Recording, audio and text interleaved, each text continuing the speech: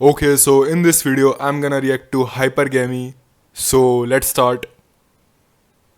This blind influencer left her boyfriend because she thought he was too ugly. Then her new boyfriend allegedly took her money and disappeared. She revealed that she ended her relationship of nearly 2.5 years because she wasn't attracted to her boyfriend, saying he was ugly. That shocked people online, especially because many said her ex had stayed by her side, supported her, and remained loyal throughout their relationship. But after they broke up, she started dating Hypergamy doesn't even care. तुम कितना भी उसके साथ खड़े रह लो, कितना भी उसके साथ लॉयल रह लो, कितना भी अपना दिल साफ रख के उससे प्यार कर लो, but at the end of the day, Hypergamy doesn't care. People always ask me, if you're blind, are you not scared of accidentally dating someone ugly? And I'm here to tell you, guys, I did. For like nearly 2.5 years, guys. And I only found out because after we broke up, all my friends were like, oh, we just thought we should let you know that he was unfortunate looking. तो यहाँ पर हो क्या रहा है? यहाँ पर ये लड़की एक्सेप्ट कर रही है कि उसे नहीं पता कि उसका एक्स बॉयफ्रेंड कैसा दिखता था। वो तो बाद में चल के उसकी फ्रेंड्स ने उसे बताया कि तेरा जो एक्स बॉयफ्रेंड था वो अगली लुकिंग था, अनफॉर्चुनेट लुकिंग था। वेल, पहली बात तो ये कि उसका जो एक्स बॉयफ्रेंड था यानी ये बंदा, this blind he is not अगली, ही इज एवरेज लुकिंग और I would say above average looking. लेकिन फिर भी इस लड़की ने डिसाइड करा कि चीट कर लेना चाहिए उसे अपने बॉयफ्रेंड के ऊपर। उसके बॉयफ्रेंड उसके साथ लॉयल रहा था हमेशा, वो उसने सपोर्ट करा था इस लड़की को। लेकिन इतना सब कुछ सपोर्ट करने के बाद, इतना लॉयल रहने के बाद भी उसे बदले में क्या मिला? उसके ऊपर चीट कर दिया गया एंड उसे अगली बोला गया। Now this is very sad. ये एक क्लासिक केस है हाइपरगैमी का एंड मैं और भी ऐसे केसेस लेके आया हूँ। Let us move on to case number 2।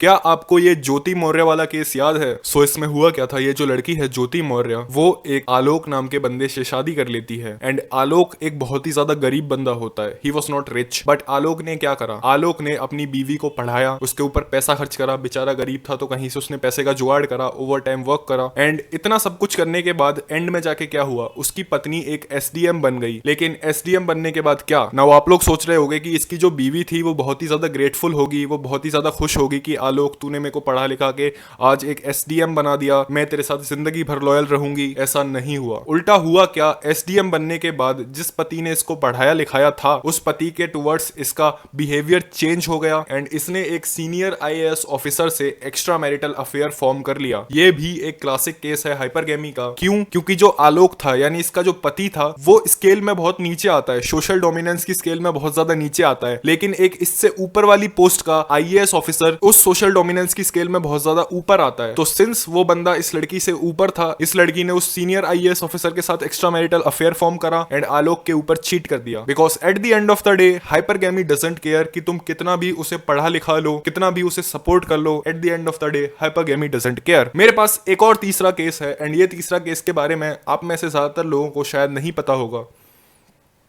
ये है वंशज और पूजा। इंटरनेट के बहुत ही ज्यादा फेमस कपल थे ये दोनों एंड इनका 8 साल का रिलेशनशिप था। स्कूल टाइम से दोनों एक दूसरे के साथ थे। वंशज ने पूजा को फेमस करा। लाइक पूजा के आज 2 लाख फॉलोवर्स हैं, लेकिन आई एम श्योर उन 2 लाख फॉलोवर्स में से कम 1,80,000 फॉलोवर सिर्फ वंशज की वजह से हैं पूजा के अकाउंट पे। वंशज ने पूजा को एक मैकबुक गिफ्ट करा था। लेकिन एट द एंड हुआ क्या? वंशज ने एक वीडियो बना के बताया कि कैसे जब वंशज एक रियलिटी शो में गया था तो पूजा उसके एक दोस्त के कमरे में सोने चली गई। लेकिन फिर बाद में पूजा ने भी वंशज के ऊपर चीटिंग के एलिगेशंस लगाए। बट मैं तो वंशज को सपोर्ट करता हूं यहाँ पे। ना अब आप लोग सोच रहे होंगे कि वो नया बंदा कैसा दिखता है जिसके साथ पूजा ने चीट करा था।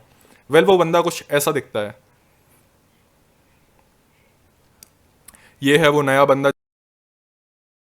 I am not sure. The thing is कि वंशज शॉर्ट था एंड इन लोगों ने मजाक भी उड़ाया था उसका। एंड अब जो भी है, this is also a classic case of hypergamy, क्योंकि वंशज थोड़ा सा शॉर्ट था एंड ये जो नया बंदा है वो थोड़ा सा ज्यादा टॉल है। एंड लास्ट और मेरा फेवरेट केस हाइपरगैमी का वो है ल्यूके एमसी वाला केस। रुको, मेरे को ऐड करने दो उसे।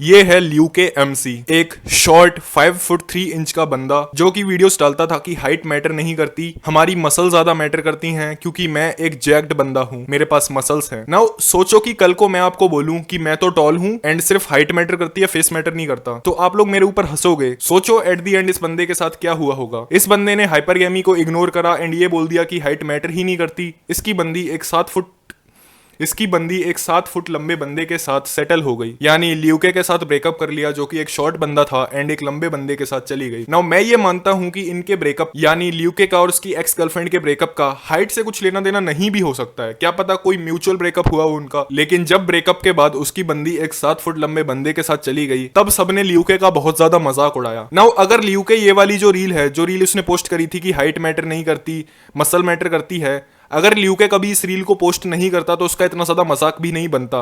लेकिन सिंस ल्यूके ने इस चीज को पोस्ट करा, हाइपरगैमी को बिल्कुल ही इग्नोर कर दिया, तो उसका इतना ज्यादा मजाक उड़ रहा है। सो यार ये वीडियो तो मैंने जल्दी जल्दी में एक news report type of video बना, लेकिन इससे अगली वीडियो में मैं इन डेप्थ जाके डिटेल्ड में बायोलॉजिकल एस्पेक्ट ऑफ हाइपरगैमी के बारे में बात करूंगा एंड कैसे तुम हाइपरगैमी से डील कर सकते हो उसके बारे में भी बताऊंगा। So you can subscribe the channel if you want.